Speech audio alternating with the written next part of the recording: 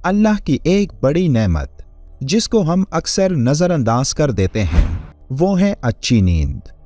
ख़ास तौर पर जब हमारा जिस्म कई तरह के कामों और थका देने वाले तजुर्बात से गुजरता है तो तब एक आरामदेह बिस्तर पर लेटकर आराम करने का अलग ही मज़ा होता है।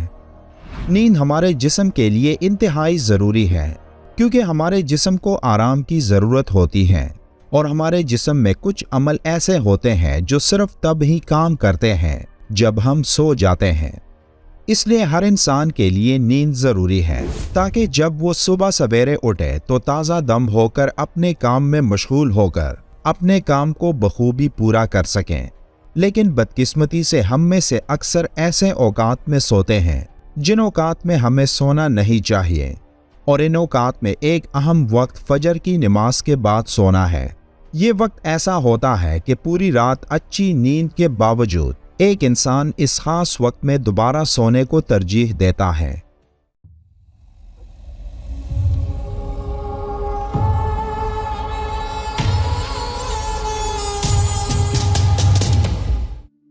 हज़रत अली रज़ियल्लाहु ताला अन्हु की रिवायत है, ज़मीन की सतह पर किए जाने वाले 3 कामों की वजह से ज़मीन अपनी तकलीफ का इजहार करती है। नाहक खून बहने से, वो गुस्ल जो ज़िना के इर्तिकाब के बाद किया जाए, और तुलुए आफ़ताब से पहले सोने से। हज़रत मोहम्मद सल्लल्लाहु अलैहि वआलिहि वसल्लम ने फरमाया, फजर और इशराक, असर और मगरिब और इशा के दौरान सोने से बाज रहा करो। इस फरमान में बेशुमार तिब्बी हिकमतें पोशीदा हैं। मसलन आज मेडिकल साइंस ने डिस्कवर किया कि कुरह अर्ज पर फजर और इशराक के दौरान ऑक्सीजन की मिकदार सबसे ज्यादा होती है। हम अगर इस वक्त सो जाए तो हम उस ऑक्सीजन से महरूम हो जाते हैं और यूं हमारी तबीयत में बोझलपन आ जाता है। हम आहिस्ता आहिस्ता चिड़चिड़े और बेजार हो जाते हैं। असर से मगरिब और मगरिब से इशा के दरमियान भी ऑक्सीजन कम से कम तर होती चली जाती है। हम अगर इस वक्त भी सो जाएं तो हमारा जिस्म ऑक्सीजन की कमी का शिकार हो जाता है और हम 10 मोहलिक बीमारियों में मुब्तला हो जाते हैं। दमा भी इन 10 बीमारियों में शामिल है। इसलिए आप ये औकात जाग कर गुजारें तो आप पूरी जिंदगी सेहतमंद रहेंगे। हज़रत आयशा रज़ियल्लाहु ताला अन्हा की मशहूर रिवायत है, फिर जब मुअज्जिन फजर की आज़ान देकर खामोश हो जाता और फजर तुलू हो जाती, यानी सुबह की रोशनी फैलने लगती, तो आप सल्लल्लाहु अलैहि वआलिहि वसल्लम खड़े होते और 2 रकातें हल्की यानी फजर की सुन्नतें पढ़ते और उसके बाद अपनी दाहिनी करवट पर लेट जाते थे। यहाँ तक कि मुअज्जिन अकामत कहने की इजाज़त हासिल करने के लिए आप सल्लल्लाहु अलैहि वआलिहि वसल्लम के पास आता तो आप नमाज के लिए मस्जिद तशरीफ ले जाते हैं।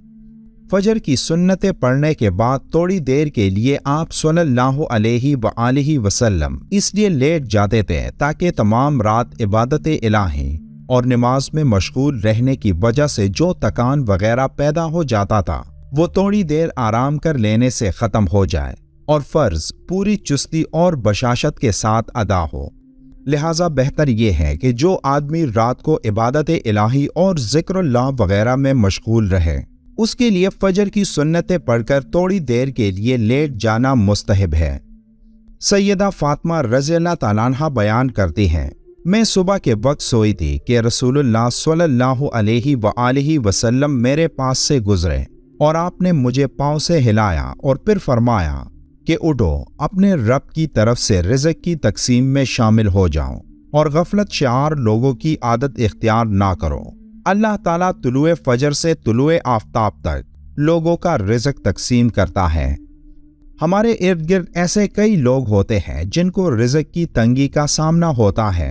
अगर आप इन लोगों से पूछें कि सुबह किस वक्त जागते हो तो उनका जवाब भी यही होगा कि रात देर तक जागकर सुबह देर से उठना होता है, और यही वो वजह होती है कि रिज़्क़ इन लोगों पर तंग कर दिया जाता है।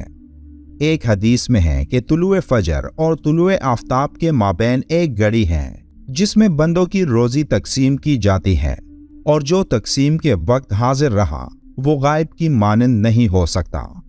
हदीस पाक में ये भी जिक्र आया है कि जो शख्स फजर के बाद सोने का आदी हो तो अल्लाह उसकी यादाश्त को ख़त्म कर देता है और बाज़ रिवायात में ये भी आता है कि फजर के बाद सोने वालों के लिए हलाल रिज़्क के दरवाजे बंद कर दिए जाते हैं।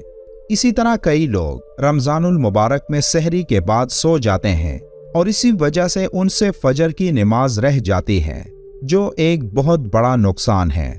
और अगर नमाज के ज़ाया होने का खतरा ना हो तो कुछ देर सो जाने में कोई हर्ज नहीं। ये भी याद रहे कि सहरी के आखिरी वक्त में खाना अफजल है। अगर आदमी आखिरी वक्त पर सहरी खाए तो सोने की नौबत ही नहीं आएगी। इसके अलावा अक्सर अफराद रमज़ान में सोने जागने की रूटीन ख़राब कर लेते हैं, जिसकी वजह से उनकी नींद पूरी नहीं हो पाती और वो सारा दिन गुनूदगी में रहते हैं। अगर अफ्तार के बाद 10 बजे सो जाएं तो सहरी के लिए 2:30 बजे उठने पर भी नींद पूरी हो सकती है और पूरा दिन आराम से गुजरा जा सकता है। रोज़ा हमारे जिस्म के लिए एक कुदरती सिस्टम है, जिसके दौरान जिस्म में फ़ायदेमंद खुलियात बन रहे होते हैं और ख़तरनाक बैक्टीरिया और माइक्रोब्स वगैरह जिस्म से बाहर निकल रहे होते हैं। इस दौरान जिगर का डिटॉक्सिफिकेशन सिस्टम भी काम करना शुरू कर देता है और इस सिस्टम को हाई फाइबर ग़िज़ाओं, फल, सब्जियों और जिस्म को हाइड्रेट रखने के ज़रिए तेज़ करना चाहिए। इसके अलावा 10 से 12 रोज़े रखने के बाद जिस्म में एक हार्मोन रिलीज होता है जो ग्रोथ हार्मोन कहलाता है। ये जिस्म को फिट रखने में मदद देता है। आज मुआशरे का हर फर्द रिज़्क के बारे में परेशान है। कमा कमा के तक जाने के बाद भी दिली सुकून ना होने और ज़रूरियात के पूरा ना होने ने दिलो दिमाग को बोझल कर दिया है। कहा जाता है कि फजर के बाद के 6 घंटे इस्तेमाल करने वाले शख्स के दिन रोशन और पुरसकून होते हैं, जबकि देर से उठने वालों के बोझल और नाकामियों से। फजर के बाद के 6 घंटों की मिसाल हमारी नौजवानी की है। जिस तरह नौजवानी का दौर हमारी जिंदगी का बेहतरीन, सलाहियतों से भरा, ख्वाबों को हकीकत बनाने का दौर होता है, इसी तरह 24 घंटों की नौजवानी सुबह के ये 6-7 घंटे हैं, जिनके इस्तेमाल से हम अपने मकासद हासिल कर सकते हैं। तुलुए आफ्ताब के वक्त जागने में ही सेहत, सुकून और तरक्की का राज पोशीदा है। अल्लाह हमको कुरान पढ़ने और कुरान पर अमल करने की ताकत अता करें, आमीन। वीडियो के आखिर में एक बार दुरूद शरीफ पढ़ना मत भूलिएगा। मिलते हैं एक और मालूमाती वीडियो में, तब तक के लिए अल्लाह हाफिज।